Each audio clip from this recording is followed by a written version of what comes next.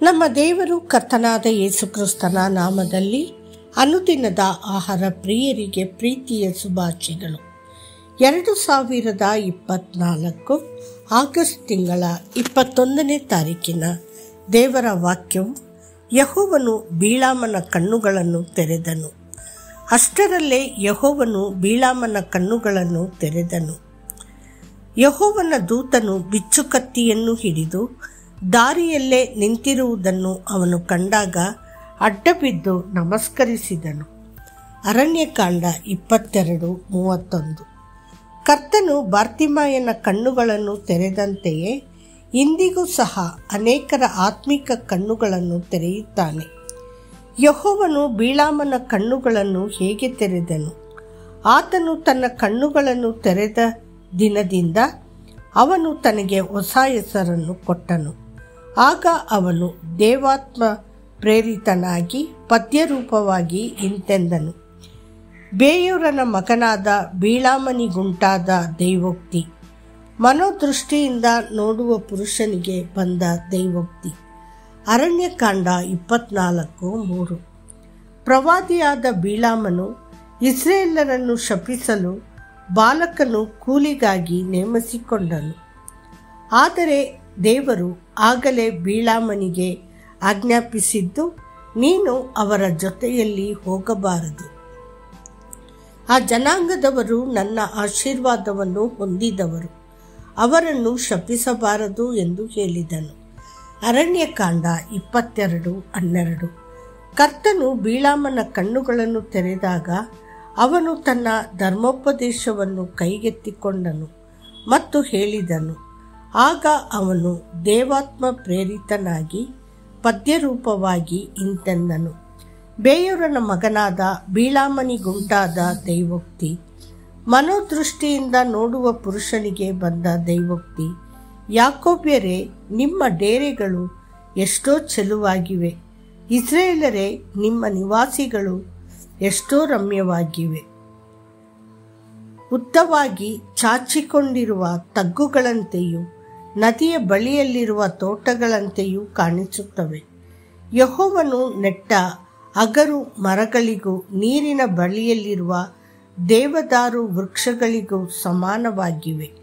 ಅರಣ್ಯಕಾಂಡ 24:3-5-6. ಹೀಗೆ ಅವನು ಇಸ್ರಾಯೇಲ್ ಜನರನ್ನು ಶಪಿಸುವುದರ ಬದಲು ಆಶೀರ್ವದಿಸಿದನು. ದೇವರ ಮಕ್ಕಳೇ, ಇಂದು ನಿಮ್ಮ ಕಣ್ಣುಗಳನ್ನು ತೆರೆದರೆ ದೇವದೂತನು ಎಳೆದ ಕತ್ತಿಯೊಂದಿಗೆ ನಿಂತಿರುವುದನ್ನು ನೀವು ನೋಡುವುದಿಲ್ಲ. ಆದರೆ ಅವರ ಅಮೂಲ್ಯವಾದ ರಕ್ತವನ್ನು ಚೆಲ್ಲುವ ನಮ್ಮ ಪ್ರೀತಿಯ ಕರ್ತನಾದ ಯೇಸು ಕ್ರಿಸ್ತನನ್ನು ನೀವು ನೋಡುತ್ತೀರಿ. ಮತ್ತು ಕಲ್ವಾರಿ ಶಿಲುಬೆಯಲ್ಲಿ ನಿಮಗಾಗಿ ತನ್ನ ಪ್ರಾಣವನ್ನು ಕೊಟ್ಟನು. ನಮಗೆ ಬರಬೇಕಾಗಿದ್ದ ಶಿಕ್ಷೆಯನ್ನು ಆತನೇ ತೆಗೆದುಕೊಂಡಿಲ್ಲವೇ? ನಿಮ್ಮ ಹೃದಯ ಮತ್ತು ಮನಸ್ಸಿನಲ್ಲಿ ಆ ಮಹಾನ್ ತ್ಯಾಗದ ಕಾರ್ಯವನ್ನು ತೆಗೆದುಕೊಳ್ಳಿ ಮತ್ತು ನೋಂದಾಯಿಸಿ.